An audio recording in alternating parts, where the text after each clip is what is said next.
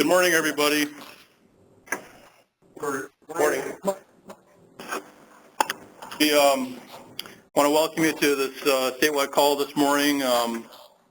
Actually, just one moment. Let me close the door.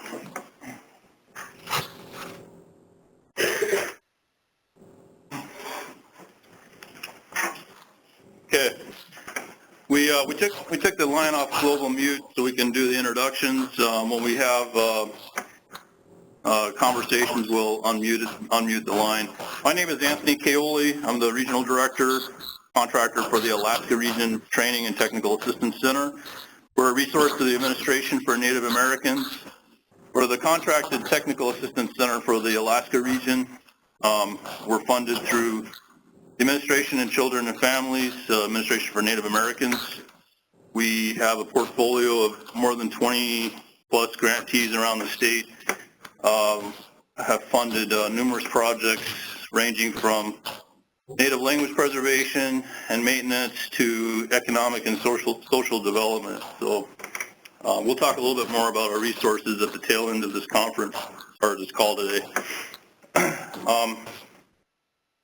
Our topic today is the state of dual city tribal governance in rural Alaska and preparing rural Alaska for state and what's becoming pretty obvious pending federal budget cuts on the tribal side in particular.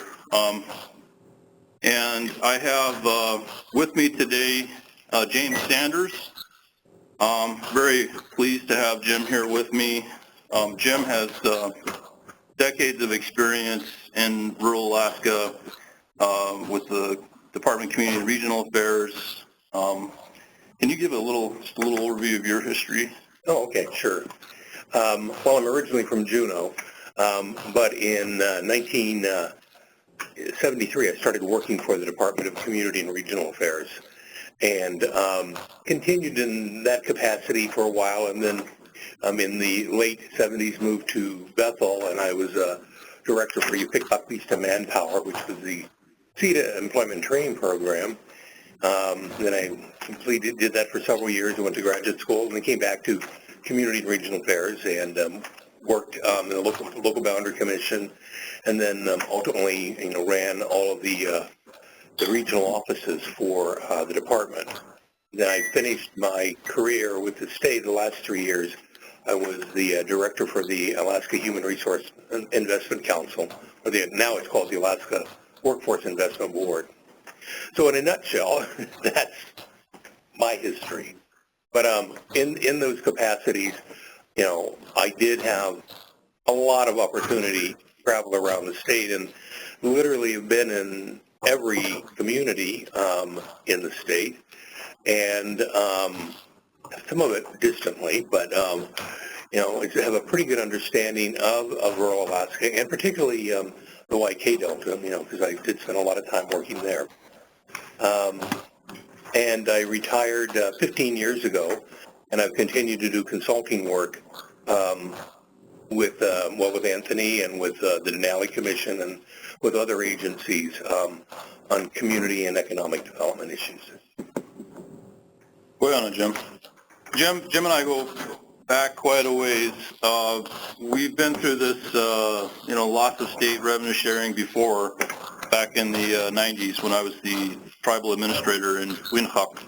And I'll talk a little bit about that history later on in the agenda, but Jim was representing the city through DCRA as we brokered our merger of the city and tribe to respond to those cuts back in the 90s.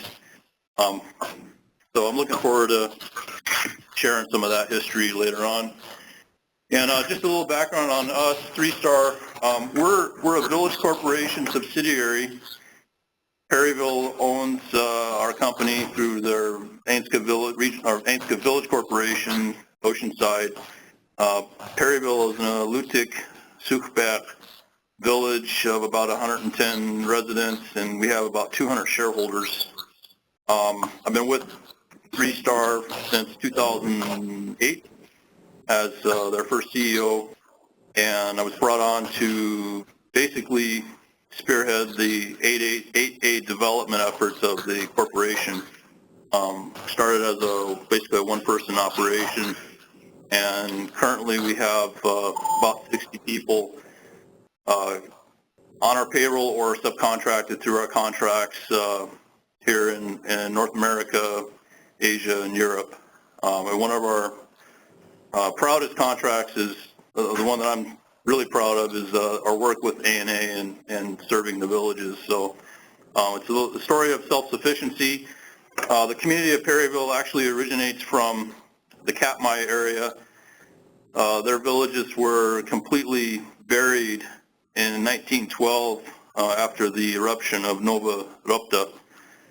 And Captain Perry with the United States Revenue Cutter Service brought the survivors, our descendants, over to Kodiak Island, and then after the ash settled, after a week or so, hauled them down the Alaska Peninsula on the Pacific side, I don't know, 200 miles or so, and dropped everybody off at present-day Perryville. And so the village was named in the captain's honor. So, yeah, this is a story of survivors, and it's a story that is unique and common throughout rural Alaska. So that's why we have a lot of confidence and hope that whatever the challenges that lie ahead, we're going to be able to figure them out and deal with it somehow, working together. So we bring a village perspective to this conversation today, and I've also had experience as tribal administrator, I mentioned previously, in my wife's village of Queenhuk. So let me go through our agenda today and a little bit about the format. We have a couple different opportunities here. I believe hopefully everybody has gotten the link to the Google Doc. This is a live doc, and what I'd like to encourage you to do, we're using this to moderate. I have several slots in the agenda where if you would like to share a little bit about what your community is doing to sort of deal with these state budget cuts and on the city side, and then further down the agenda on the tribal side, please go ahead and put your name down, and when we get to those sections of the agenda, I'll go ahead and call on your name so you can spend a few minutes to share a little bit about how you're preparing or responding to these cuts. So this is a live doc. Just go ahead and replace the, where it says please add your name in brackets with your name and your organization. I did have a couple of presenters that we invited. I don't know if they're here. We'll just kind of go with the flow here. And I apologize yesterday. I really wanted to do this in Tooksook Bay. In fact, Tooksook Bay, Nunavut Traditional Council is the entity that initiated this conversation. I was supposed to be out there to have this discussion with the city and the tribe, and also talk about strengthening tribes' capacity and looking at overall community operations there. So unfortunately, I couldn't make it out there. I spent 2 days trying to make it out there, and I didn't want to postpone this call another day sitting in the airport, so I came back last night so we could go ahead and proceed. What we have on the agenda is, the plan is 10 to noon. We'll see how that goes. I won't go over that. We're going to start off with more on the city side. We're going to look at the sort of a historical perspective, and this is where Jim Sanders is really invaluable. He's going to share a little bit about, how did the second-class cities throughout rural Alaska come about? A little bit about the history of their formation, and then what are the functions of second-class cities in the unorganized borough in particular? And then after that, as we're looking at how do we respond to these cuts, a lot of communities, we have 122 communities roughly where there's both the city and a tribal council. What does the city perform? What does the tribe perform? What are the gaps? What things are tribes starting to assume and take over? And as revenue sharing is further cut, hopefully it won't be cut anymore, but it seems really up in the air right now. How do we respond to that? And what opportunities are there for cities and tribes to collaborate on that together? I'll just go briefly over the current state fiscal crisis, and then especially in the last week with the new administration, some of the incredible uncertainty now on the tribal side. And then I'll go over a little bit of the history of memoranda of agreement, and in particular my experience negotiating and implementing the Quinhagak MOA and sort of the status of MOAs between cities and tribes. And then after that is the community discussion, where it's your opportunity to kind of share how your city is dealing with these cuts. And then after that, we have, I don't know if Carolyn Smith, Mayor of Eminent, is on today. She was on yesterday. She signed up to talk a little bit about tri-councils, and this is where we're looking at both city, tribal, and village corporation at the village level. How are they starting to work together to, to increase local self-sufficiency and improve governance and respond to the needs of the communities? I've also invited one of our Oceanside board members and also president of Native Village of Perryville. There's not a city in Perryville, but the village corporation and the tribe have a lot of collaboration, so he may speak a little bit about that. I'll talk just briefly about the emerging shared services model that is happening on the village corporation inside, and whether there's any applicability of that for at the community level. And then we'll go into tribes, looking at how tribes, particularly recently in the current Walker administration, have been brokering agreements and assuming greater authority, and then more recently with the Department of Interior removing the exclusion on lands into trust. With Craig Tribal Council, I think the first now that has actually succeeded in moving a small parcel of land in their community into trust. And then if any other tribes want to talk about how they're preparing for these cuts, I have a sign-up sheet for that. And then Mike Williams was invited to talk briefly about in his community, there's Native Village or Akiak Native community. There's both a city and a tribe, and also Mike's perspective on different models for regional governance that might have applicability. And then we'll close it out with a little bit of our ANA resources for capacity building. So we got a full agenda today. I'm going to go ahead and proceed. Like I said, feel free to sign up on the Google Doc. And we're also streaming this through the WebEx link if any of you want to click on that. Go ahead and let Jim start off with a historical perspective on the formation of second-class cities. Jim? Okay, thank you, Anthony. It's really a pleasure to be here. As you know, people who've been around a long time love to talk about the past. So this is always a great opportunity to talk about things that I did in the past and enjoy today. As we all know, Alaska is a very young state, and it's still evolving, and we're still figuring out how things work. And well, that's part of the purpose of this discussion today, because it is changing yet.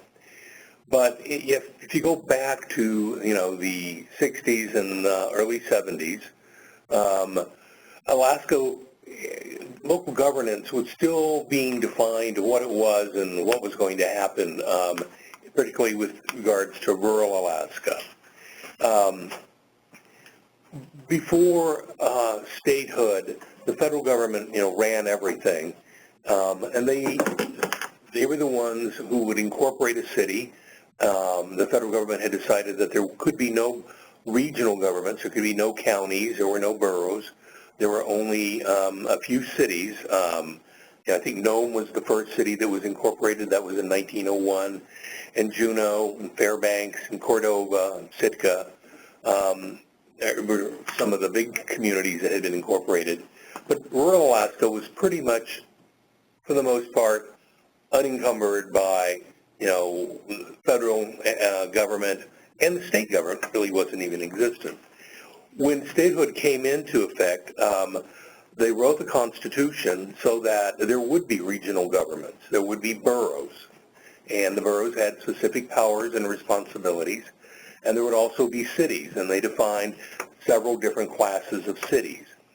And the idea was that the larger, more economically viable communities that had a good revenue source would be first-class cities. The communities that would probably need some assistance and did not have the revenue stream would probably be second-class cities. And a lot of that concern was around education and being able to pay for education. What happened after statehood, the expectation was that boroughs would be created on their own, and that cities would follow, after that. Well, it wasn't happening at all. So in 1963, the legislature passed the Mandatory Borough Act, and that was to force the creation of boroughs where there were population centers in the state. That act really didn't get enforced until about 1968 when, the boroughs really started to be created. I was living in Juneau then. Juneau was a separate city. Douglas was a separate city. We had to unify and create a borough, and that became the Juneau-Douglas Unified Borough. Anyway, that was happening in the 60s. In the Constitution, it said that in regards to local government, that government in Alaska would have a maximum of self-government with a minimum of local government units.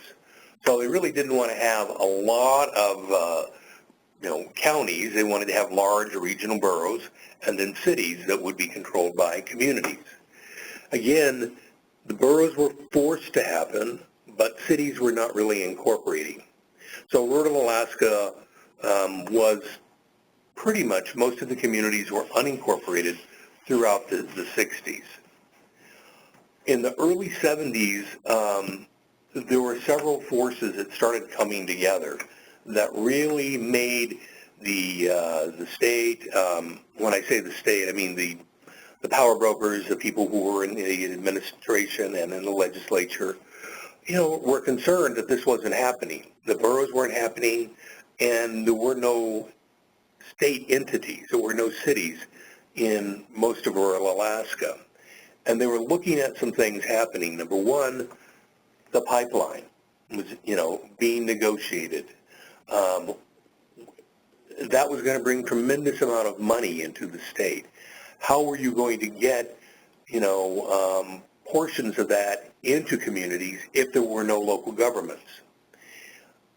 And when I say there were no local governments, there was kind of a minimal recognition of tribal governments at that time.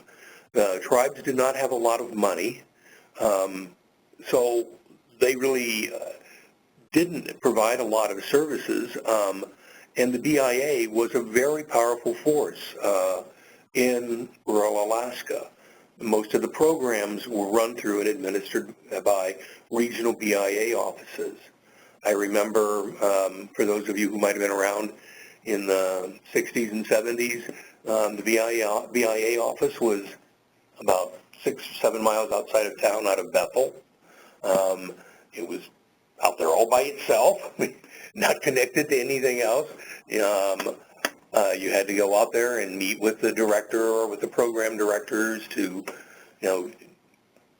do anything in the communities or get funding to communities or programs to communities. So it was quite different, at that point in time. And the state really wanted to have more local government. And when cities were created, certain things came with them, and I'll go over that in a minute. But one of the important things is they were organized, and they had boundaries, and they ran elections. And there were defined positions. The city clerk, that would be responsible. The city clerk would work directly with, the lieutenant governor's office, who ran elections. So we had the pipeline coming on, With the pipeline came ANCSA. The Alaska Native Claims Settlement Act was happening. And everyone was suddenly realizing that there was going to be a huge transference of land from the federal government to regional corporations and to village corporations and to communities themselves.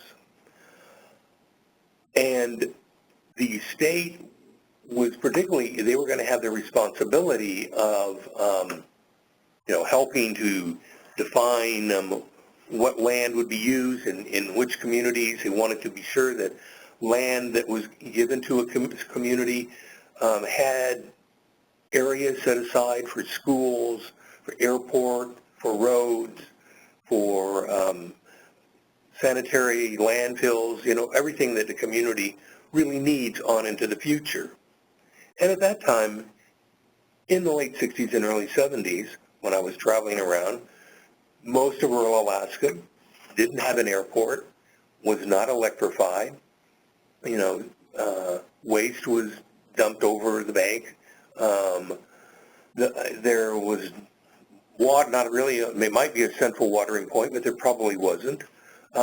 It was quite different. And how were you going to transition? The state was concerned on how were you going to help transition communities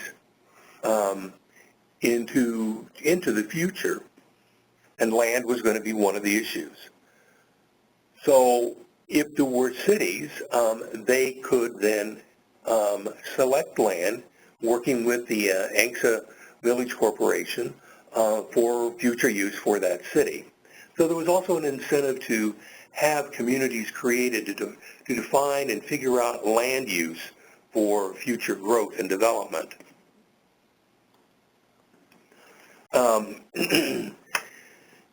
There was also the concern with education. The BIA was going to be pulling out of the schools. The state had the state-operated schools. They were going to be taking over for BIA. How was that going to happen with, with tribal governments as opposed to municipal governments? And I think there was a lot of concern about, what would that relationship be? One of the other things that was very prominent was the lack of electricity in most communities. When I first started going out to communities, a lot of them were not electrified. The only place that had electricity was the BIA school and the teachers' quarters. Some communities were able to tie into that system, but most of them were not. It was a standalone, school employee system. And as the state moved away, as the BIA moved away, how were we going to electrify communities? And communities were very concerned about how to become electrified. There was no money at that time, prior to the pipeline. There really wasn't any money to electrify communities. Well, there was a federal grant program called Rural Electrification, REA, Rural Electrification Agency. I can't remember exactly. Anyway, it was a federal program, and they had a fair amount of money that could be used to electrify rural America. The program was created in the 1930s during the Depression, and the idea was getting rural America electrified to save farmlands and help save America's farmlands from being deserted because, there was very little work and there was very little money. People were leaving farms and they were moving into the cities. That way they could help keep rural America alive and electrify it and make it more productive. Well, we move on into, the 60s and the early 70s, and that program was still there. And we believed at that time that that money was going to go away. And Alaska had a very limited opportunity, rural Alaska had a very limited opportunity to get REA money. So that was another huge motivation to get communities organized, because the money couldn't go to a tribal government in the community. It had to go to a municipal government. So for most of America, that would have been, the municipality would have been a county. So the REA money would have been granted to a county, who in turn would have electrified a rural area. Alaska didn't have counties. Rural Alaska was in the unorganized borough. There was no regional government.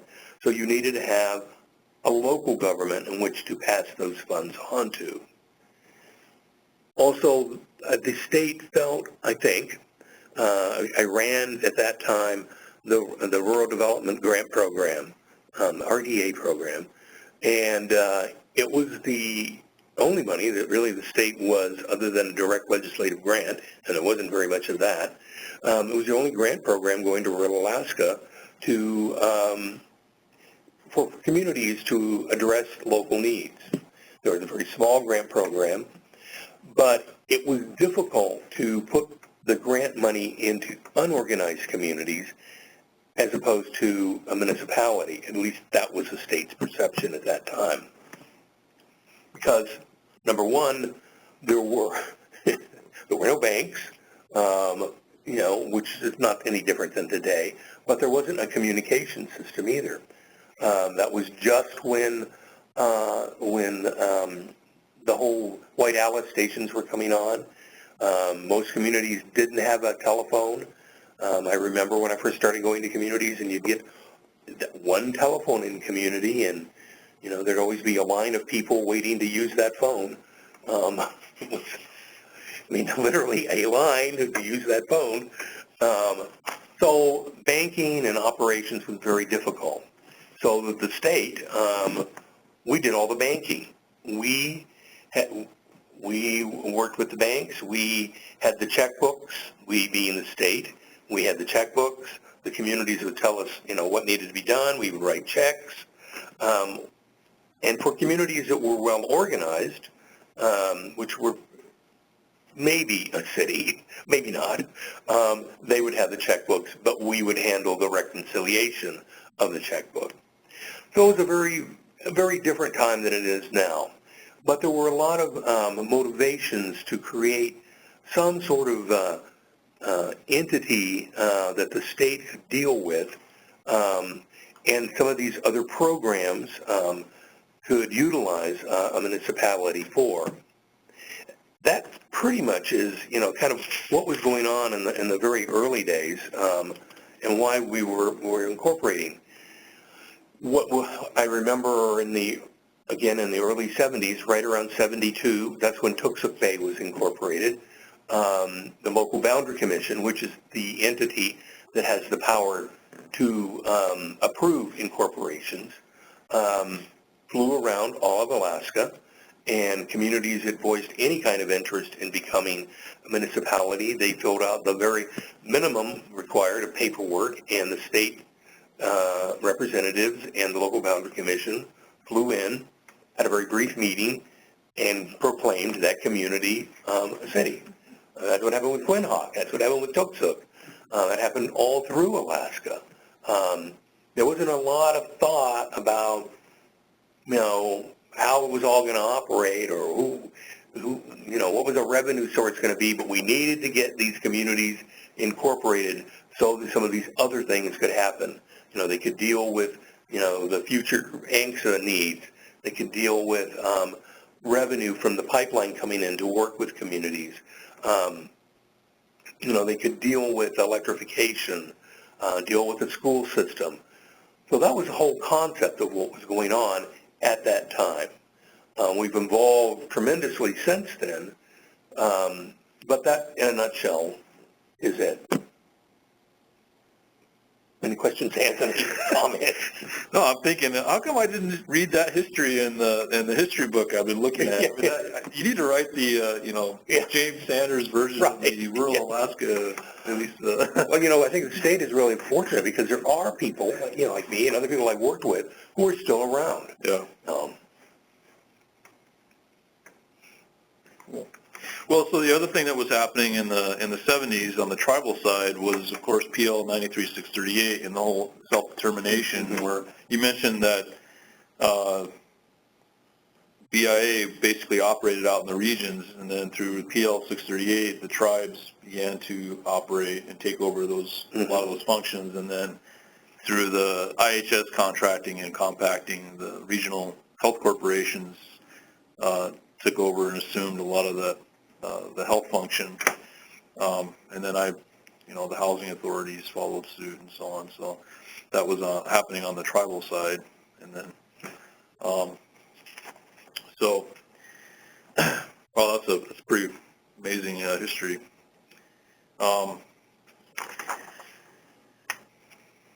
I was going to talk about the powers also. Right, yeah, briefly the powers. Yeah, I got caught up in the other part. Well, I did want to talk a little bit about what the duties and responsibilities of a city are. And as I mentioned, most of rural Alaska, not all by any means, but most of rural Alaska is in the unorganized borough. And if a second-class city in an unorganized borough is pretty much like the borough, only the borough will take on certain responsibilities or can take on more responsibilities from the city. But in general, a second-class city doesn't have to worry about education. That is a responsibility of the state, unless you are in a borough. If you're in a borough, then education is a responsibility of the borough.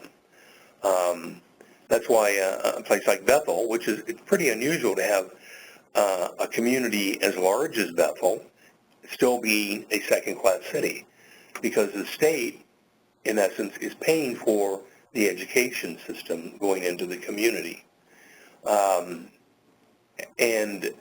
it's been it's a long debate, whether, larger communities for second-class cities should be incorporated if they could pay for schools. But that hasn't happened.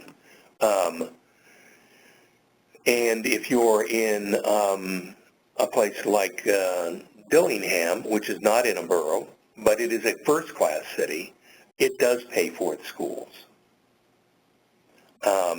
If Dillingham was in a borough, the borough would pay for the schools, or have the education responsibility. One other power that municipalities can have is planning, and land use regulation. Most second-class cities do not have that. It's a pretty large responsibility to take on, and it requires having, staff that are capable of, doing that, and the resources to pay for it. But larger cities, such as Bethel, can have taken on those powers, but most small cities have not. Property tax is another power of municipalities. Again, a second-class city usually does not do property tax. It can, with voter approval, adopt a property tax, but nothing comes to mind at the moment of a second-class city that has that. But it can, if it wanted. For most other, for boroughs or for first-class cities that have the power of education, that is one of the ways that they raise revenue, is through property tax. Sales tax, again, it's at the city's local government's prerogative to have that. And I think throughout rural Alaska, almost every rural community has sales tax. That is a major source of revenue for communities. And is an ongoing battle in Anchorage, but we've never adopted that.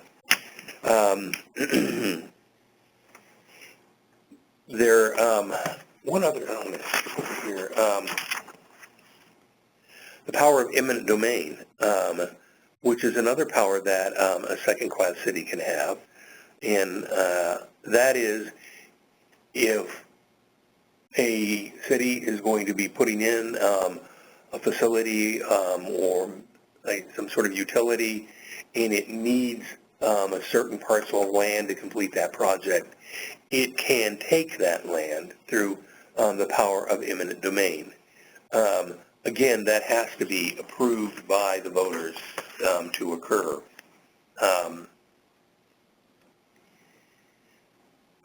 The cities can adopt other powers if they wanted, but those are the mandatory powers that they have. The law also requires that the city have, a council. Second-class cities usually have councils that are, elected at large, and the mayor is elected from the body of the city council. So in a nutshell, those are kind of the mandatory things that a city has to have. The other major difference I wanted to just touch upon is a boundary. A city has a legally defined boundary, and it can pass through the council, can pass ordinances regulating activities, within their boundary.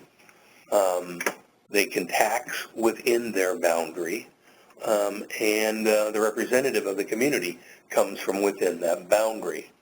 And that's been one of the strengths of a municipality. It's definable, and it was also a key to have that boundary defined when dealing with the 14C3 negotiations with ANCSA, where the corporation would pass on land within the municipal boundaries for future use. So the boundaries are a very important key aspect of a municipality. And I think that's about it. All right, so we kind of just went through the whole history of the formation of cities, second class in particular, and I also wanted to mention, I mean, you talked about the effort to incorporate those cities, but where we stand today is that wasn't done in every community, and in fact, a lot of times that's overlooked, that there's roughly 122 of the 200 plus rural communities in Alaska that have a city, but the other 90 or so, they have their own traditional or tribal council or IRA councils. When you go back into the history, you look at I believe it was, in the lower 48, the Indian Reorganization Act, I think, was the late 1930s, and then it came to Alaska in the 40s. So we had kind of a similar process with the Department of Interior coming out to the villages and incorporating the IRAs, which, if you look at the federal Indian policy, the intent of that was to reconsolidate because the Dawes Act had broken up the reservations in the lower 48, and so through the IRA, it was a new policy of reconsolidating and helping to restore tribal sovereignty. And so there were a number of IRA councils and traditional councils that were operating. It's just that, like you said, I guess there wasn't that communication or recognition from the state. Well, and just kind of thinking back, communities that had very strong IRA governments, where they really were very strong and very functional, were not always as interested in becoming a city. Right. I mean, it was kind of the same as today, but so they were typically the communities that chose not to participate in that. So we jump forward to today where we have this situation where there are a lot of communities with both a city and a tribe, and we've got, I finished my rural development degree in Platinum, and when I lived there, there was 45 people. There's the city of Platinum, and there's the tribal council there as well. So that's a common situation, and so it there's the opportunities for collaboration between those entities. The other thing is, in the current model, a lot of the tribes have been perceived mainly as social service providers, and there isn't always that recognition that the tribes are also, in many communities like in Perryville, they've been taking the lead because there is no city there. There's a Lake and Pin borough, but there's no city. They've taken the lead on all their infrastructure, new facilities, tank farm, renewable energy. So, in fact, tribes, especially with PL 638, have the opportunity to structure their funding and operate the full range of services, and that hasn't always been acknowledged or recognized either. And some tribes have been assuming more of the municipal type functions. And as a matter of necessity, which when we look at the history of the revenue sharing, when we first met in Quinnahock, that during the, it was the 1990s, 1997, 98, the revenue sharing was going through a decline, right? Can you talk a little bit about that? Like the history of the revenue sharing back then? And because I think in the heyday of the pipeline, there was a tremendous amount of resources going out, and then it dropped off. That was really when the the state realized that a lot of the money that was coming in was not going to continue at the same level, and we had to tighten our belts. And there were a number of different things that happened at that time, but state revenue sharing, was virtually eliminated or drastically reduced. Grant programs from the state were also really reduced. I know our funding at Community and Regional Affairs was reduced. So the ability to do outreach into communities was also reduced. And that was in the 90s? That was it really hit in the late 90s. Okay. Good. And, that's... Before we go on and talk a little bit more about our current fiscal state, Micah, can you open up the line? I just want to give 5 minutes in case anybody has a question for Jim related to his history of the formation of second-class cities. And I don't have an elegant way for people to raise their hands here because we try to make this somewhat low-tech, which is a call. I don't know how many people are in the web, but does anybody have a question for Jim? I have a question for Jim. Okay. Can you say your name and community? Andy T. Patrick Sr. from Nearcap Tourism Council. Well, I have a question for Jim if he's listening. Yeah, I've been dealing with all kind of, ever since I was probably old enough to, deal with this city, IRA, tribal. I've been involved with these doors in a small village of about 400 to 500 people, and there's they added along the line a corporation. In a small little village, like they have IRA, city, traditional council, and corporation. And all these, I've been with them. They all have different questions. When you ask a corporation question, and they answer you a different way. And how do we deal with when you mention about land issue when you have 4 different organizations, a small village of 400 to 500 people, and they all have different rules and regulations how they should manage the way of life in a small little village. Like me as a tribal member, seem like I'm divided by 4 by 4. So. How do you deal with that when it comes to the negotiating with the tribal members and all this mentioned, like especially you mentioned the Denali Commission, who is the authority of all these when it comes to the point of like when you come to a small village and then you have 4 different organizations in one village, and you try to sit with 4 organizations in one table, but they all have different minds. So you mentioned majority of Quinnahock. Are you from Quinnahock, or from where did you come from? My name is Anthony, and I married into Quinnahock. My wife and children are enrolled members of Quinnahock. I was the tribal administrator, city administrator, under the consolidation, ran both the city and the tribe in the 90s. My question is, can you answer me, how do we deal with when you have 4 organizations, like from state, federal, ANCSA, and IRA, and there's a traditional council, original ones, the one was born with a name, traditional council. How do you deal with other agencies when there's two different people trying to run your life from Anchorage, Virginia, or Washington, D.C.? They all have different programs for a small little village of 300 to 400 people. So these things need to be corrected because only way we can find a future for a younger generation is to become one-minded, become one unity and one tribe. So along with the state of Alaska is one tribe to my understanding. Well, I guess I'm just as an opinion, but and from my experience, it's a lot easier to deal with within the community and with federal and state organizations if you're all of one mind.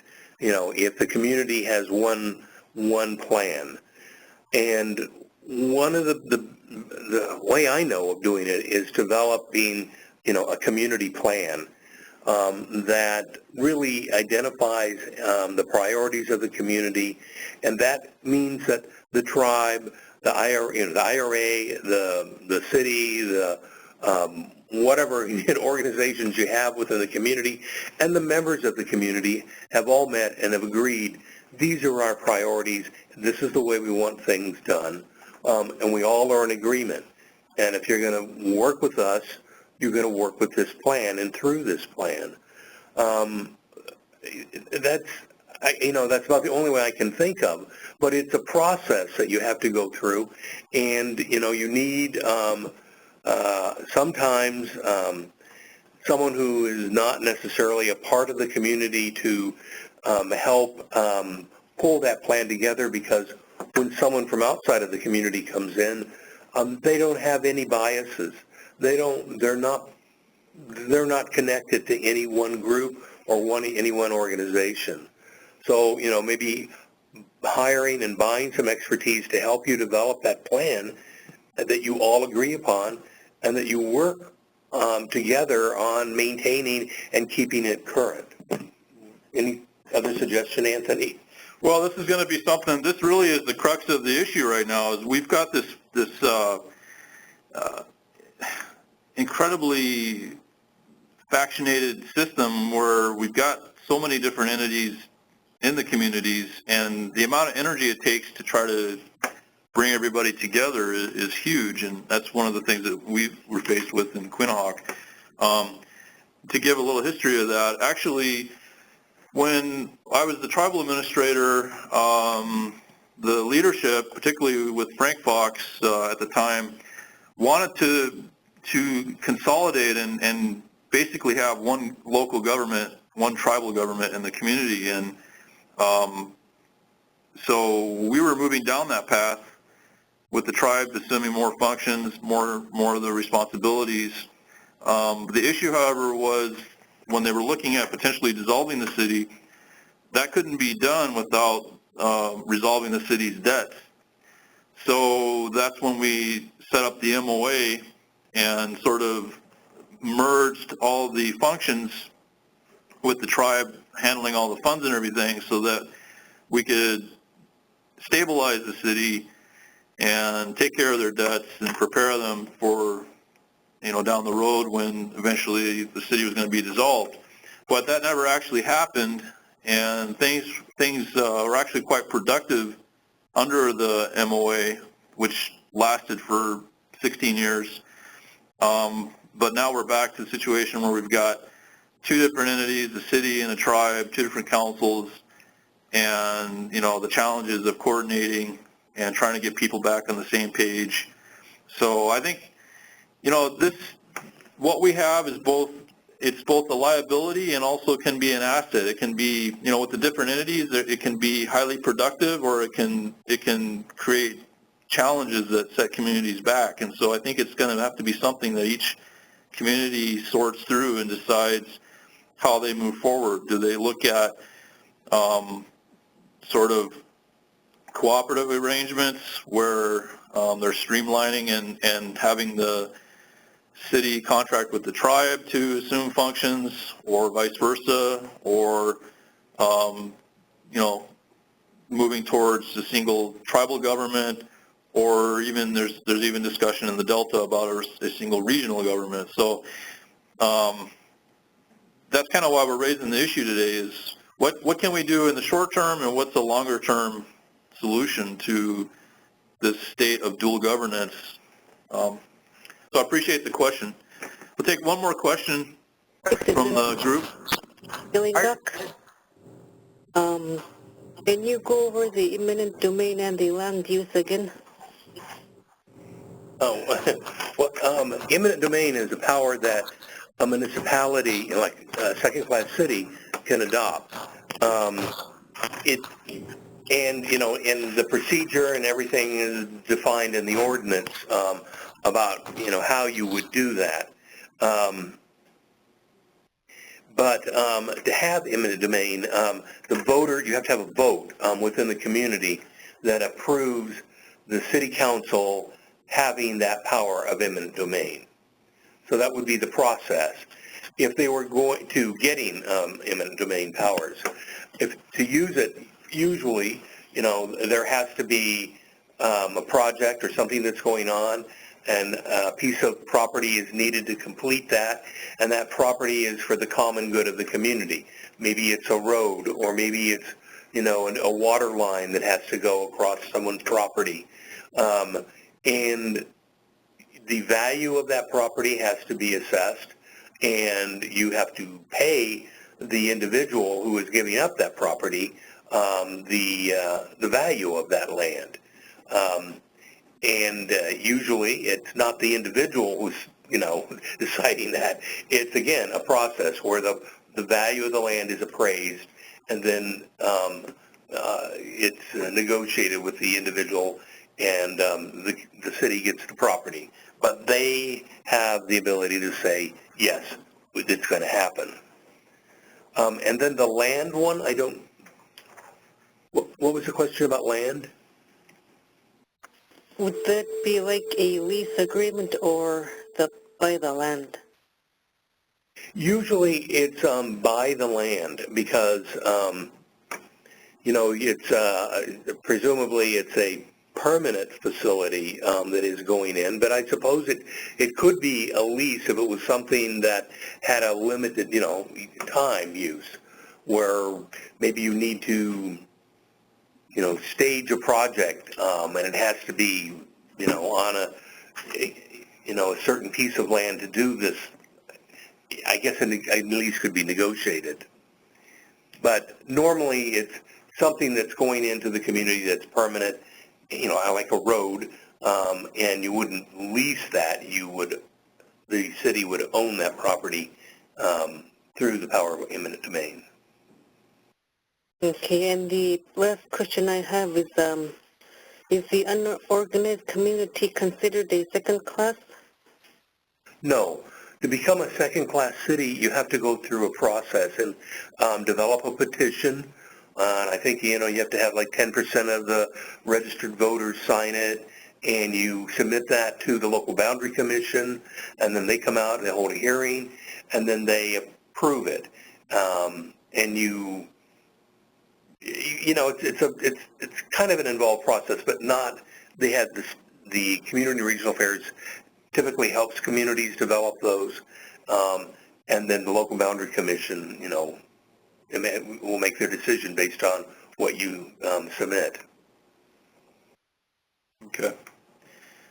All right, thank you. I'm going to go ahead to proceed a little bit about the fiscal crisis.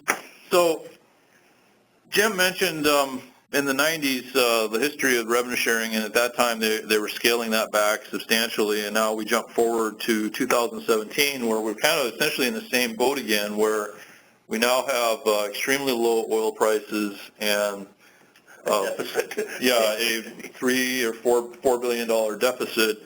So the status of revenue sharing, which becomes community assistance or became community assistance January 1, I believe was cut from 60 to roughly 30 million for the state. And I don't know for 2018 if that's going to continue or not. So I think a lot of communities are looking at the writing on the wall, and if you look at some of the cuts that have already been made, which have been huge, not only on the revenue sharing but on the capital project side, we've seen those curtailed dramatically. So a lot of smaller communities in particular that are even more vulnerable to these cuts are looking at, what do we do? How do we respond to this? And that's really, when I was the administrator in the 90s in Quinnahock, the same thing that we were faced with. We had the city and the tribe. The city was struggling to function, and we had the services. We had the tribe basically ascending, taking on through 638 more programs, accounting system, getting liability insurance, and all the other things to be fully functional, with the city also sort of duplicating bookkeeping and accounting, and assets were divided in the community, like the city owned the fire shop, and the tribe, I remember we purchased trail markers and needed to store it in the city shop, and the city wanted to charge us to store it there. So, there was like all this sort of charging going back and forth that was not productive. So when there was a fire out at the dump and then the assets were split, and I had a lot of the employees that were able to respond, but we didn't have access to the fire truck, it was like, this isn't working. We have to bring the services under a single umbrella, and try to maximize the revenues that are coming into the community. So that's what we did in the 90s. We merged through the 90, I guess it's the 96 or 98 MOA. We merged the city, and the city contracted with Native Village of Quinnahock to handle all their books. We created a single general fund. Budget was developed each year with the city participating, where they allocated their resources for the services that they wanted them to go towards. We cut back some of the administrative staff on the city side because the tribe was handling the bookkeeping, and we increased the amount of resources for public safety, and then used the city access to CDBG grants and other things for matching for a lot of the infrastructure that we were funded for over the years. So it was a pretty productive arrangement, but as I mentioned earlier, it was actually, the intent initially was for the tribe to assume all functions in the community, and it was a very pro-tribal, basically directive for the tribe to, for there to be a single form of governance. And after 16 years, it didn't really pan out that way. The city and tribe ended up separating. We went from fully merged to sort of coordinating, and then more, a little bit more divided today with the books and everything separated, and now we're faced with these cuts. So there's different types of MOAs that have been attempted. The most complex, most difficult one is where you fully merge, which takes an incredible amount of energy and effort to maintain, and goodwill and good relations between the city and the tribe. It can be highly productive, but like I said, it's also extremely challenging. But what's also feasible is just looking at individual services or individual projects, like community projects, community facilities, where you're collaborating on just a project level. And I think that has been much easier to implement, and also successful. So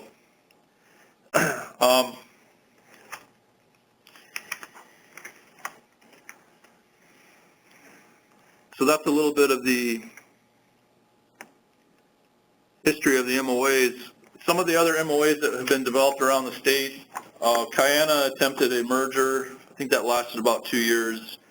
A merger was attempted in Nuiqsut, and that had a short lifespan. But I think the more sustaining MOAs that have been out there typically for water, sewer, like I'm looking at a list here, like Good News Bay, the City of Good News Bay, and the Good News Bay Water and Sewer Utility Board. So we've seen a lot of the successful MOAs for utility services and for individual projects. lot of community buildings that I've been involved with funding have been extremely successful on a project basis with the city, tribe, and village corporation through an MOA to coordinate the resources. And what's critical in that is to agree, who's going to own the facility, who's going to operate it, and during the construction and during the grants phase, who's going to administer the funds and so on. So that's the type of things that would be covered in a project or facility MOA. All right, so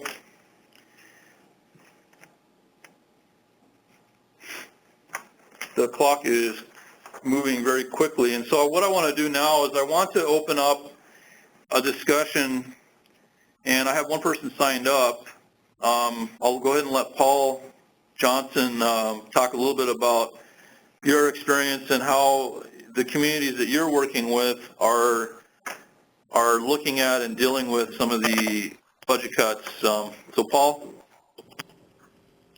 Thank you, Anthony, and thank you, John, for your detailed history. And it's important to note that it's not being taught in schools, and I wish we could record and bottle that nice, succinct detail you gave about how the second-class cities and rural governance came about, because it's a constant struggle trying to convey that knowledge to my urban friends. My name is Paul Johnson. I'm the president CEO of Highlander Consulting Group.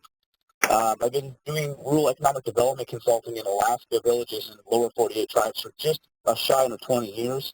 I was very fortunate to work with Anthony at Northern Management C2 Engineers, and I learned all my knowledge about A&A grant funding and forces, and basically working, getting the tri-governance together, the city, corporation, and village tribes. So I would love to tell you that we've found the silver bullet and we're fixing all the problems.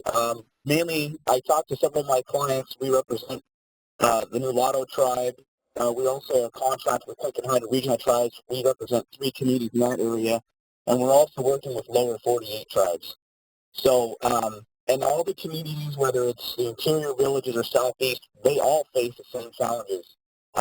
Lower tax base, in our case, some places lower fish taxes, lower infrastructure. The schools are basically the canary in the coal mine, that the school numbers and the school programs are under constant threat. So what we have done is taken a page a little bit out of Anthony's playbook and using the 3-star resources to look at A&A to come together to build a comprehensive plan for the community. And I was a participant, not a facilitator, in one community that had a tremendous attendance from outside entities that came in that were critical to community infrastructure. But one of the things that we saw and why it wasn't able to follow up on the plan is that the individual entities, they themselves did not have a good working grasp of the planning concept. So it's one thing to have a facilitator or consultant come in and draft your comprehensive plan for your community, but it's another to have the skill set and capabilities to follow up once the consultant leaves. So one of the things that we're proposing in this upcoming A&A funding is one of our client communities that we're going to seek funds for a comprehensive plan to identify community priorities, but in that same funding, seek enough funds to have each entity, the corporation, the city, and the tribe, go through their own respective strategic planning, because it was apparent that all the participants didn't quite understand what was the goal, mission, and vision of each individual entity and where did they overlap. And so in some of our communities, some of the entities are taking on roles that just are not typical or normal or don't maximize the opportunity for resources. In light of the state budget, Anthony, you and I have talked about this, I always try to find opportunity.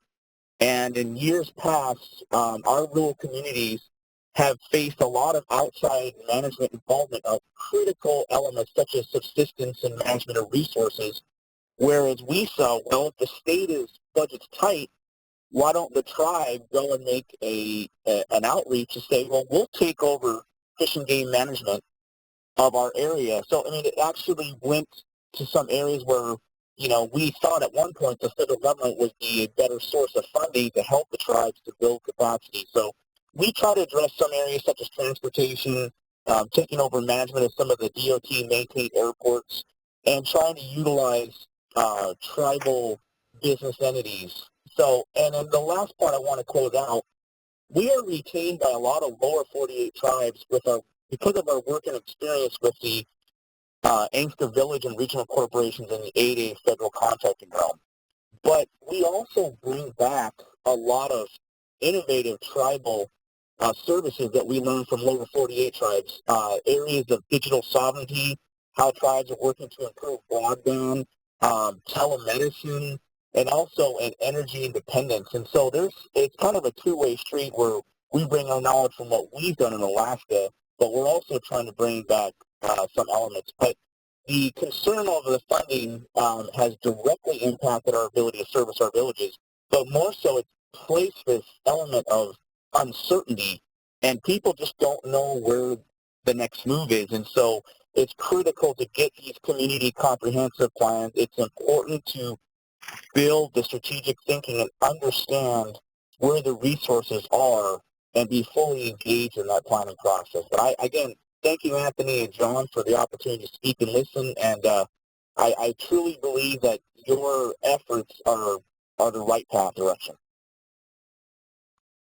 Well, Paul, I want to reiterate what you were saying there. So when I look at the continuum of agreements that we had in Quinnahock, where we went from full merger collaboration to in the 2012, it was more of just a coordination. What's really critical is if you're going to have village corporation, city, tribe, that everybody sit down at the table and sort out roles and responsibilities. Even before developing the grander strategic vision, who is going to do what so that we're not overlapping, so that we're maximizing our resources. I think that can be highly productive and is really extremely critical. So basically, who's doing what? If it's water sewer, who's going to be responsible for that? Landfill operations, you name it. Who can do what? If we can at least sort that out and have continuing ongoing communications about that, and then after that look at, okay, what is our community vision, what are our priority projects, and how can we collaborate on individual projects, and that's another stepping stone. So yeah. Thanks. I'm happy to hear that you're moving towards that with the communities that you're working with. I don't know, Misty, sorry, go ahead. Sorry, real quick, and it's important who can do what is even more critical, right. That they understand what resources are available to each specific entity, because each of them plays a role. And one couple of things that we're running into is that you would think oftentimes a same individual could wear several hats within each entity, and you would think outside that would be more efficient. You wouldn't have to draw upon a large breadth, but often those people recuse themselves because they do wear multiple hats, and we're finding it actually less effective having one person be on all three of them in a leadership capacity. We've actually seen where it actually hurt the community because they were unable to differentiate and wear those different roles. But thank you again. So in response to that, what I'm seeing is in some progressive communities, they're starting to limit people's the hats that they can wear. So if you're going to be on the corporation, you need to just sit on the corporation and then have your tri-council meetings and so on. So yep. Misty Matthews, I think you were trying to possibly speak. Did you have something you wanted to share? Good morning, everybody. So just something I wanted to share is trying to look ahead to the fiscal crisis that's going on. I wanted to share what we were doing with our municipality is that we used our rollover monies that were, our cash balances from prior years and stuck it into an investment pool with AMLJIA. And at first we were just going to put it into a savings account of our own and have it collect interest, and then found that using the investment pool, AMLJIA's investment pool, we would be able to earn a larger interest and, just have a larger savings. So that's one of the things we did as far as preparing for the fiscal crisis. And then as far as the Tri-Council and multi-organizations getting together to meet, we're kind of finding it hard to avoid butting heads, I guess you could say, and not a whole lot of experience here with getting our Tri-Council going. But if we were to, I think the easiest way is to sit down, if there's an agenda or not, but have all our councils sit together and meet, then it would become like a workshop where actually no action is taken, but then you identify who's responsible for what, and then try to work together in unity and help each other out. Yeah, that's all I had to add in. Well, Anna, while we have cities and tribes, I think we have representation from both entities. One of the things that was really frustrating for me is we wanted to participate, tribes, in the municipal league's joint insurance program, and actually the insurance industry has lobbied against that for their own personal reasons. I know from personal history that the tribes have been paying through the roof for liability and other types of insurance. So it would be helpful if we could lobby the municipal league to open that up to tribes as well to participate in the insurance pool. Well, Anna, Misty, Welcome. yeah, we're running out of time here. Is Carolyn Smith, Mayor of Aleknaguk, on?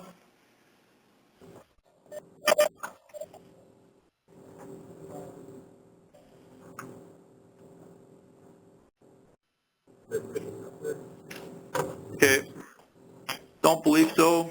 So she signed up yesterday to talk a little bit about her experience with Tri-Councils.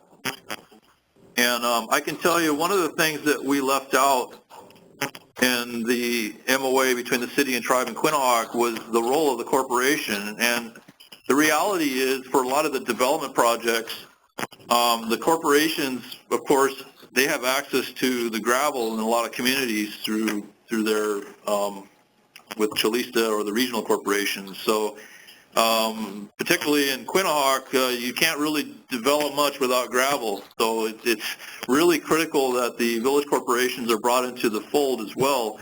And related to that, I invited Gerald Cosbrick because in Perryville, he's the president of Perryville. There is no city, but there's quite a bit of cooperation between the village corporation and the tribal council. Gerald, are you on?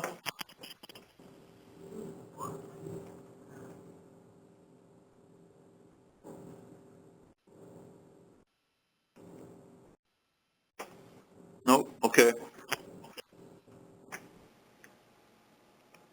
Okay, the next thing I wanted to mention was a shared services model that we're seeing on the village corporation side. One of the things that we're doing as a village corporation subsidiary is we've been tapping into shared services through Bristol Bay Native Corporation, and this has been real efficient for us to allow us to grow, but tap into sort of national expertise on as far as 8A contracting. Now, this is kind of what we implemented through the merger in Quinhagak, where we had one entity taking the lead on accounting to be more efficient. So I wanted to throw that out there as, is there the potential in some communities to start looking at locally sharing services like accounting or other things? I think that's something that we have got to look at as a potential option.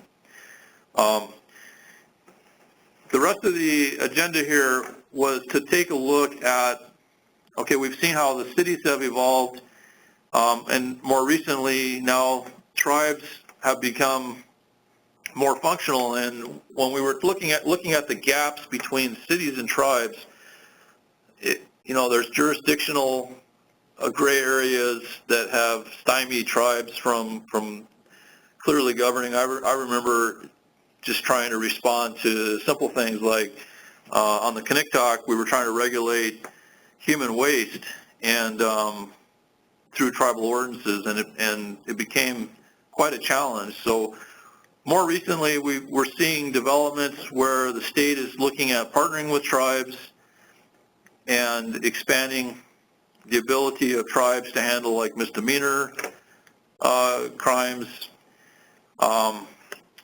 And of course, you know, with the Venati case, the Ainska Village Corporation land was not deemed Indian country with tribal jurisdiction. So what's happening more recently is with the Department of Interior removing the exclusion for putting lands into trust, it's basically opening the door for expanded territorial jurisdiction for tribes. And I'm not sure if Craig Tribal Council is on, but if they are, I was hoping that you could maybe just give an update on your efforts, successful efforts to move land in your community into trust. Is anybody from Craig on?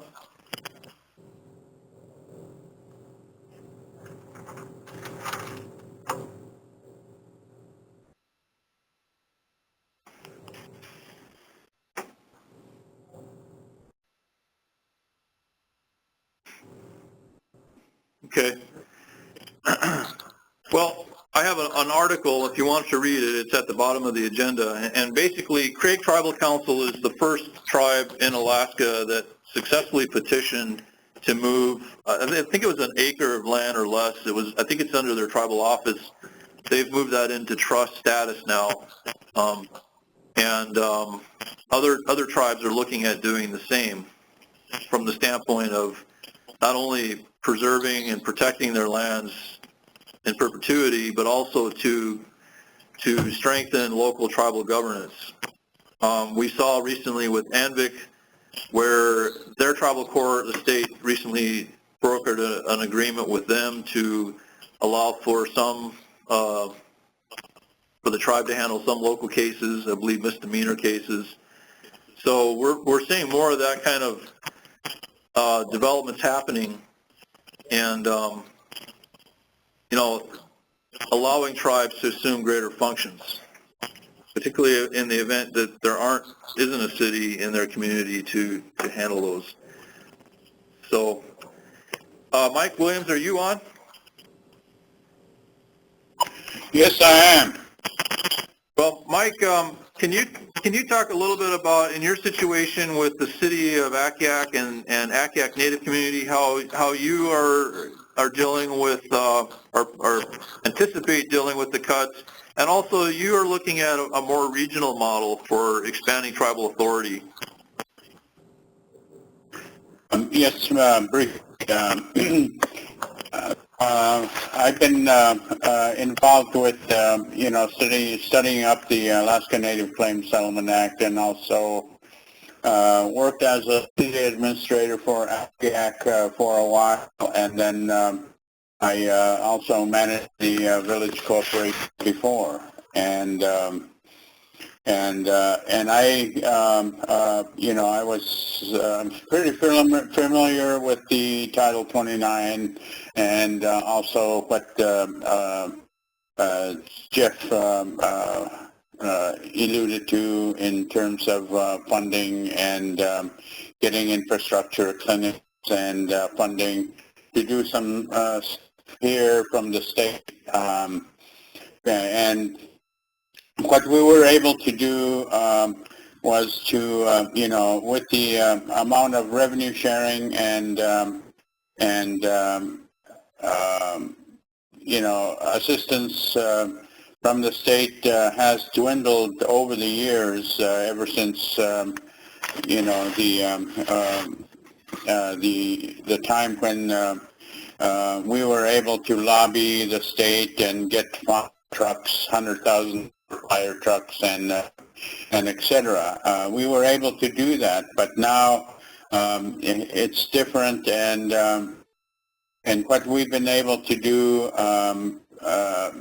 we took a look at the functions of the city, the functions of the tribe, the IRA council that we have here, and also the functions of our village corporation. So we looked at the functions of the village corporation. I know that they are going to be trying to make profit to the max to provide dividends to the shareholders. And that always has been the goal, and to also help manage the land that was selected under the land claims. And we know that, and we have worked with the village corporation when we need housing infrastructure, water plants, and other, infrastructure that we're thinking. We've been able to do some quick claim deeds with the village corporation to build our housing infrastructure and other projects. And I think working together with those, respecting each other, has been pretty fruitful. And we have been also strengthening our tribe. Early on, back in 1970s, we pulled all of our monies from AVCP, and we just pulled our resolution and forced VIA and AVCP to for us to come to terms, and we negotiated everything, and in the end we allowed AVCP to do the realty and also the education part of the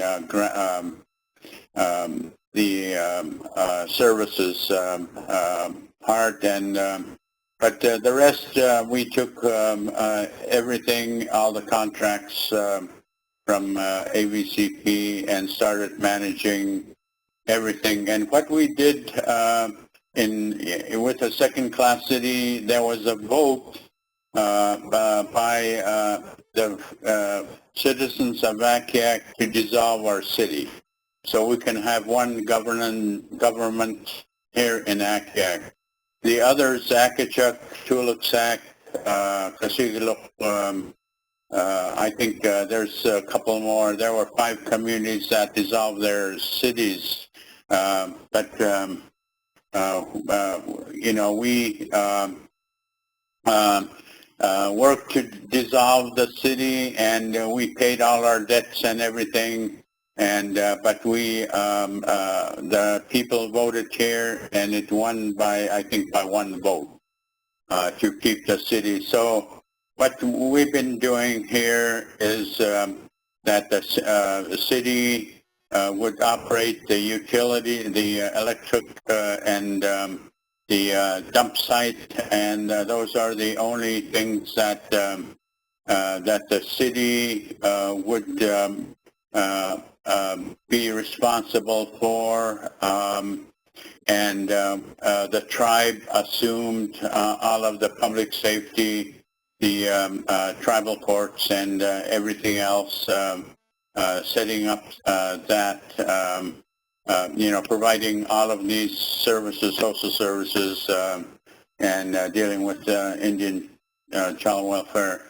And what we did also in 1980 was to contract our education, BIA educational services, and we contracted for 5 years. But then we were cut. But again, I think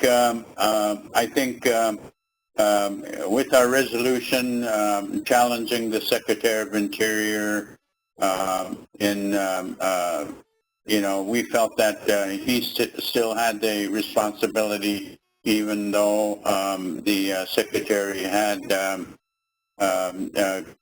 considered that ANCSA cut off the Secretary to put those lands into trust. But we challenged that, and today, Craig, thanks to them that they have won, and thanks to NARF that we were able to successfully adhere to that policy that the Secretary can put lands into trust.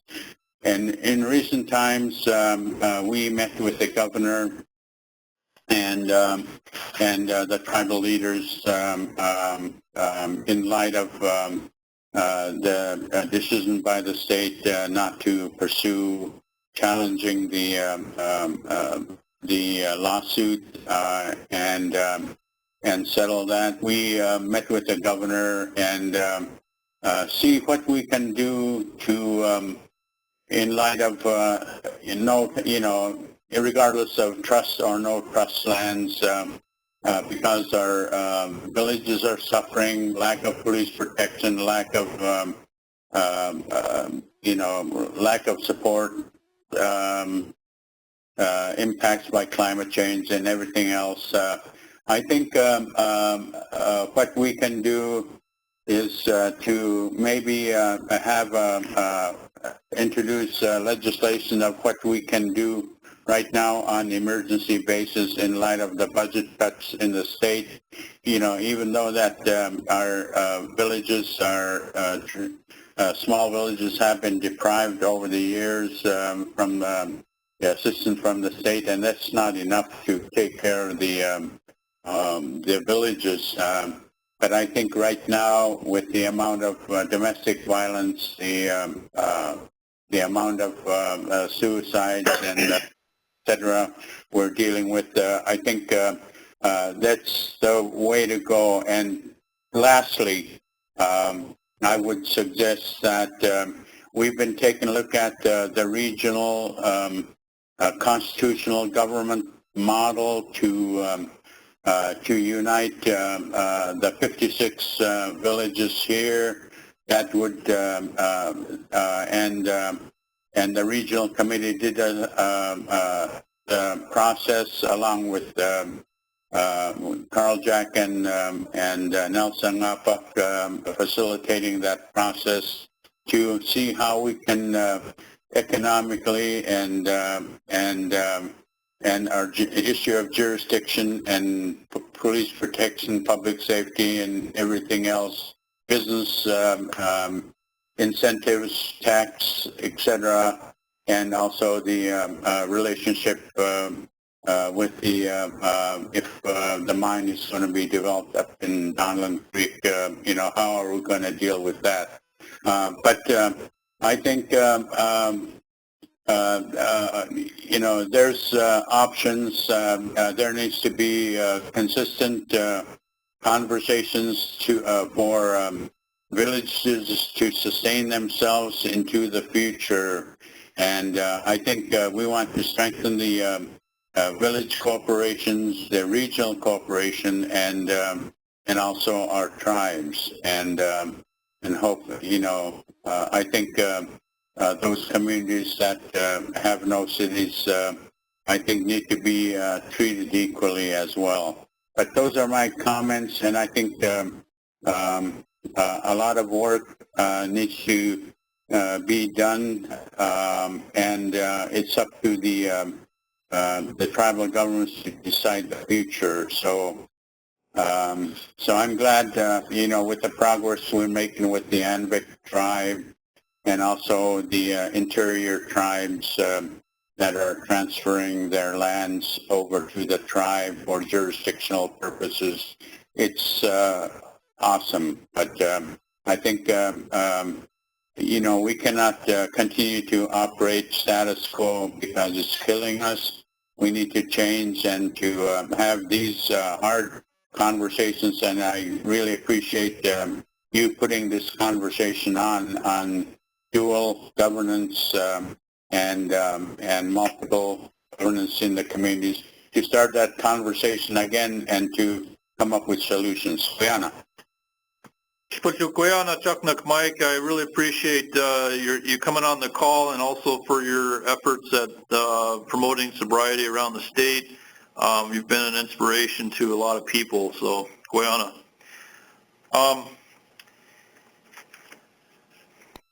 Just one last time, Gerald, did you come on? Gerald Cosberg?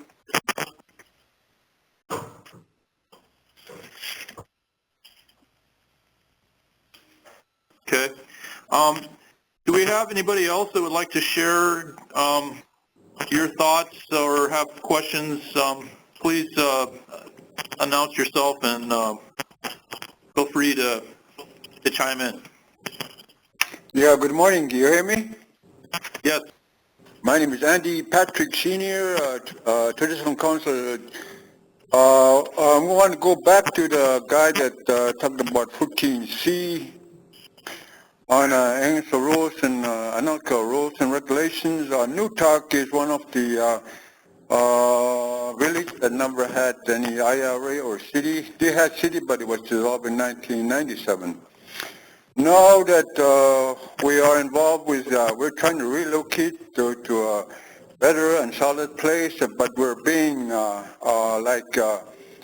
there's some negative thoughts coming in from, I don't know where it's coming from, but I tell you the truth, the New Tourism Council is dealing with,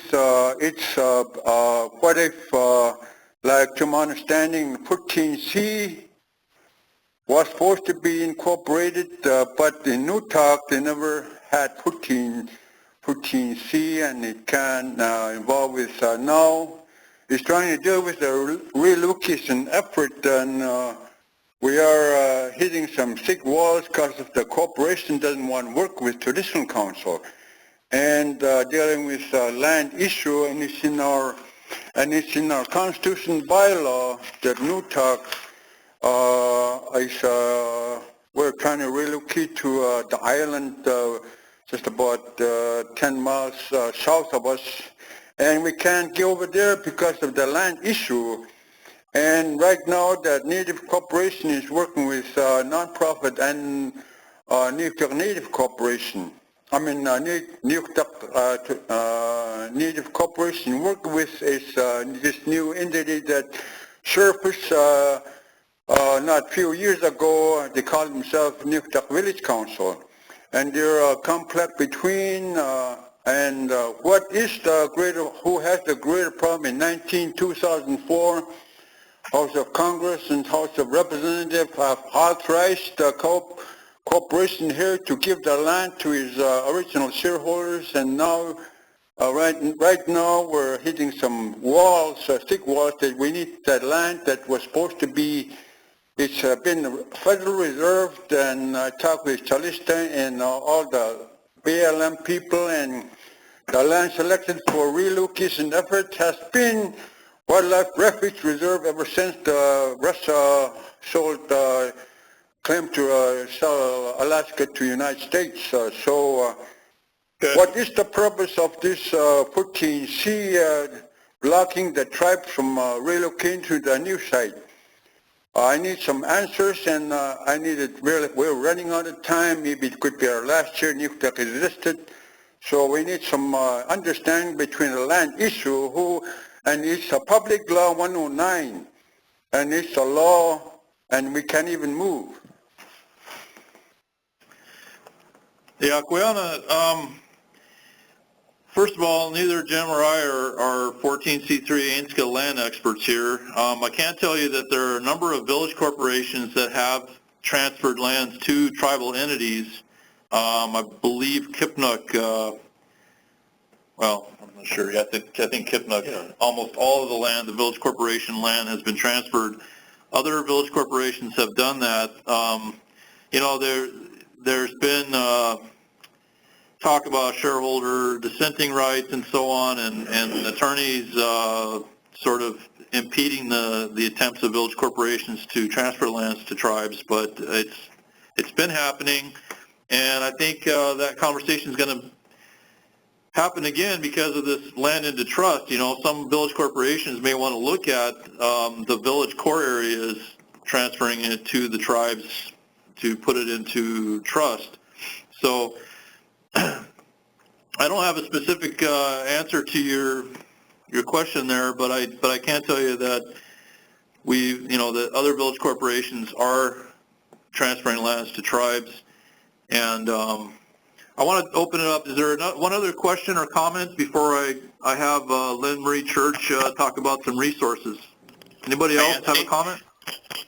Anthony? Yes. Hey, it's Clinton Cook with the Craig Tribal Association. Oh, wonderful. I'm also here Thank with you. our tribal administrator, Anna Guthrie. If the land and the trust application and process is a little more complex probably than I thought it would be. I'm going to tell you guys right now, who's ever listening, if you don't have a strong communication and agreement with your city or your borough, it's going to be problematic. The problems we stumbled into was our community we live in is not tribal. It's not, and it's not tribally driven, and our city opposed that. You can see in the comments that they wanted to obtain inherent control of our property if our land went in trust, and that simply wasn't the case. Those are the big obstacles. Another big obstacle that might be a problem is, we're lucky here where we live, where we have title agencies and title searches here. I don't know what it's like interior where you live, Mike, but the title searches and having title insurance on the properties you want to put in trust is a must, and having those surveys ready with lot lines and corner pins, all the small stuff we didn't know turned into be a big thing, and the ability to have a lawyer ready to respond to a lot of the Department of Interior or BIA questions or city questions is an absolute must. Without our team of lawyers helping us, we'd be a lot farther behind the process and having our application finally signed and completed.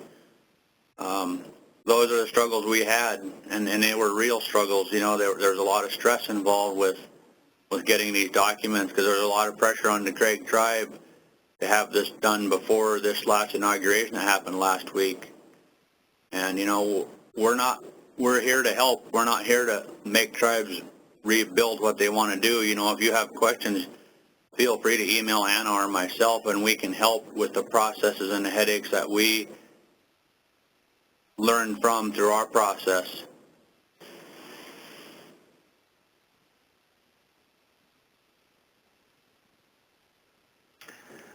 Thank you so much for sharing that sort of reality check on that. You're right. You're absolutely right. The land, a lot of the land status in a lot of the villages is unraveling that, and documenting that is going to be a huge challenge. A lot of the survey monuments sometimes are pulled out, or with the permafrost melting, they're shifting and falling out, or they're just. So yeah, it's definitely going to take a lot of resources and time. So I appreciate you pointing that out. Does anybody have any questions for Craig? Clinton, this is Mike Williams from ACTEC.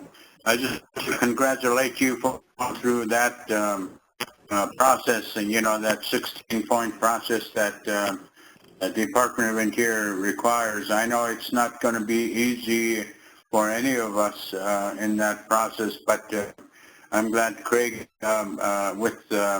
like you had a big challenge there, and I applaud your strength and the determination to go through it. And the precedent is set, and I just really I think it's going to benefit Alaska in that regard. And again, I want to thank Tribal Council for being persistent and the legal help that you had, and I really appreciate it. Thank you. Greg, can you send me, tell me your phone number? This is, our phone number is 907-237-2314, and I need to have your phone number. I'd like to call you and talk to you concerning a lot of questions I have. Want to talk to him? I'll give you our tribal administrator. Her name is Anna. Our number is 907-826-3996. You're too fast. 826. 826-3996. 3996. 826-3996. Got you. Okay. All right, we're running out of time here, so a couple of things. You know, sharing resources is critical, and sharing expertise is really how we're going to move forward, and that was kind of the intent of this call, and one of the things that we promote with the Alaska Region Training and Technical Assistance Center. Through the Administration for Native Americans, we do have some resources specifically for tribes to strengthen their capacity, and I invited our outreach and technology specialist, Lynn Marie Church, to kind of give an overview of what some of those resources are. Before she does that, I also want to say that I have quite an extensive library of different MOAs, and some things that the state published that they've taken down about the MOAs is actually quite practical and useful, sort of guidance on how to move forward in implementing those. So feel free to email me if you'd like to get access to some of those. So Lynn, can you go ahead and share a little bit of the TTA Center's resources, please?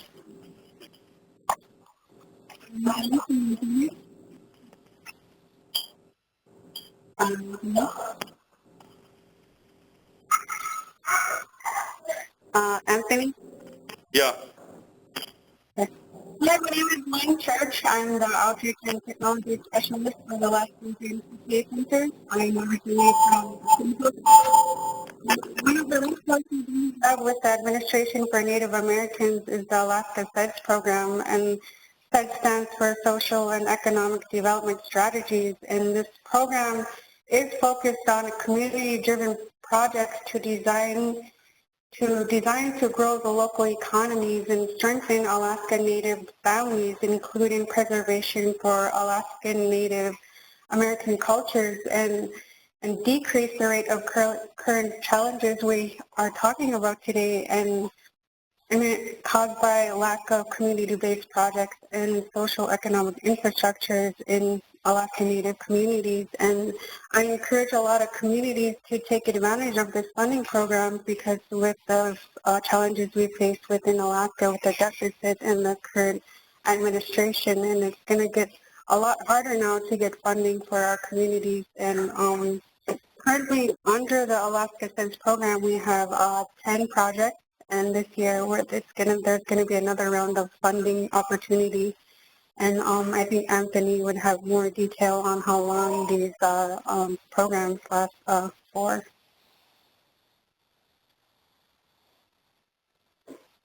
Well, Lynn.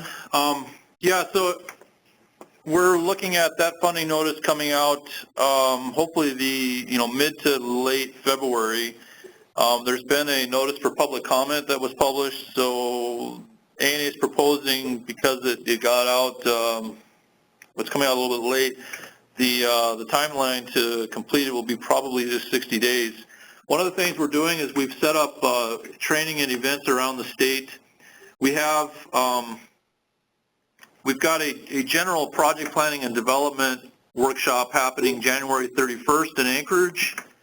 We're doing another one up in Nome that Coeric is collaborating with us on in February. And then late February and March, we've got numerous pre-application training set up for sort of the nuts and bolts on how to assemble an ANA application. Jim Sanders will be one of our trainers. We've got one happening in Juneau, March 2nd and 3rd, pre-app training. We have March 6th,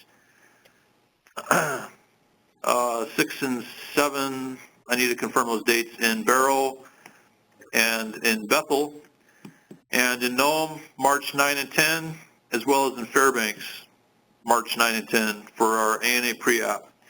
So we encourage you to participate in some of our free training on how to put together ANA applications. The other thing I want to point out is, with the uncertainty of tribal funding in the future on some programs. We've heard there may or may not have been a freeze on some of the EPA grants.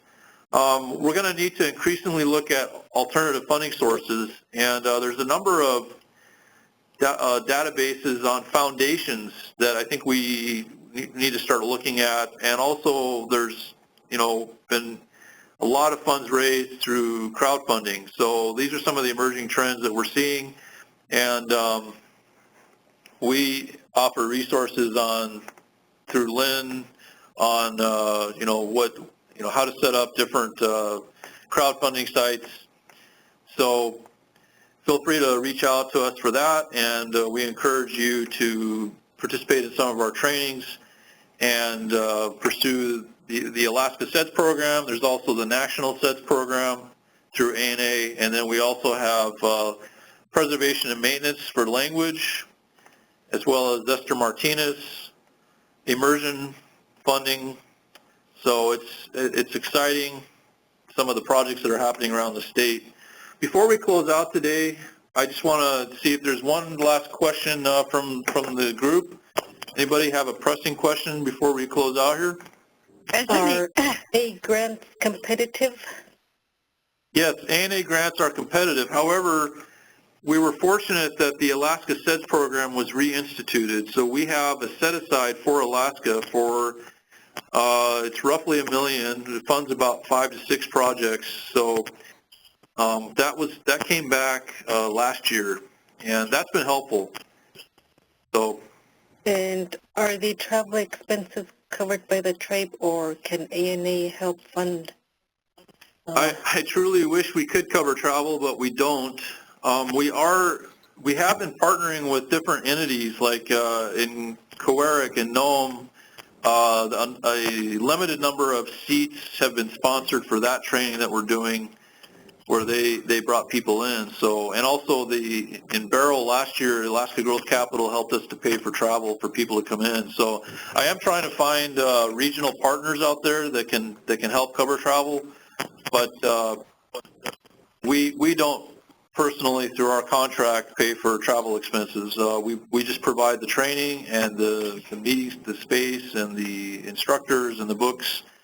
And then we also can provide, if you're working on your draft application, we can provide 16 hours of what we call pre-app review of your rough draft. And information on that is on our website, analaska.org. ANAalaska.org is where you'll find our trainings and our link to request technical assistance. So, any other questions?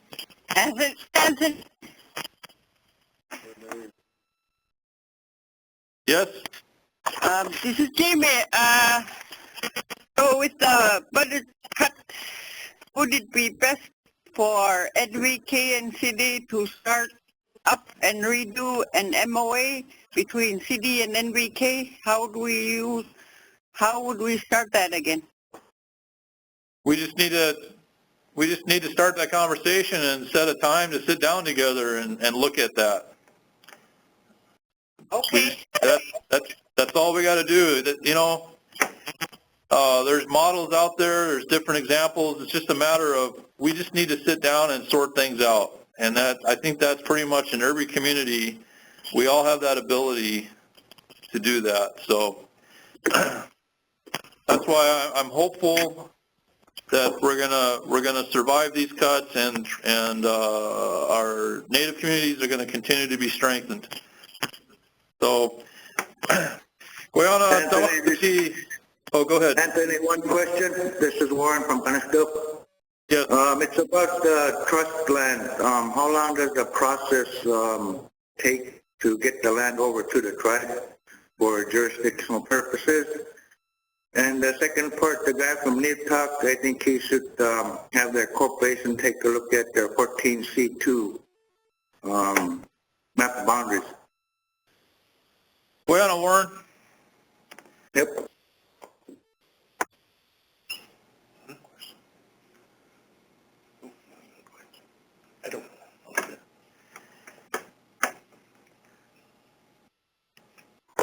The reason I'm asking is we do have city-owned roads, yet we have tribal police officers. And as every one of us know out there, there's a drug epidemic going on along with alcohol. And from what we have learned with our attorneys, if you're not a tribal member, you cannot be banished or kicked out of the village. But our question would be, if the land is turned over to the tribe and the tribe turns it into trust within the village boundaries, would that help? Or does the Murkowski and her group change some wording on tribal? Actually, Warren, I think there's some case history. In fact, Perryville, I think there already was a banishment case that the tribe was successful on, and you are speaking, you know, the same attorney that Perryville works with. So there is case history there on just what you're saying. As far as the timeline, the time frame, it sounds like it can be pretty extensive. I don't know if Craig wants to comment on that real briefly. We got about a minute left here.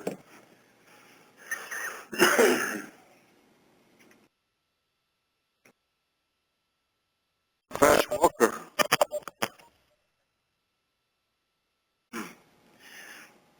Okay, Craig, are you available to answer that question about how long it takes to move land into trust? Maybe not.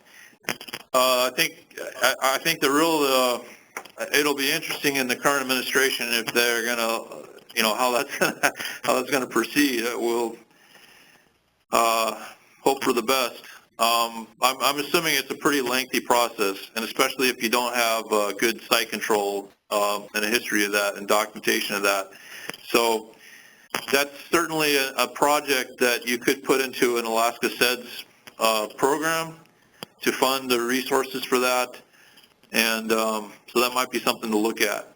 So with that, I think that is a question for Native American Rights Fund, and they have an office in Anchorage, and they have a specialist there that deals with the issue of transferring land into trust.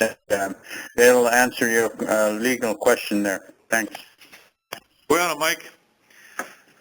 All right. Well, we're coming up on the noon hour, so again, I want to thank everybody for participating today, and especially after having postponed it from yesterday. I think that we actually had a larger turnout today, so it worked out good.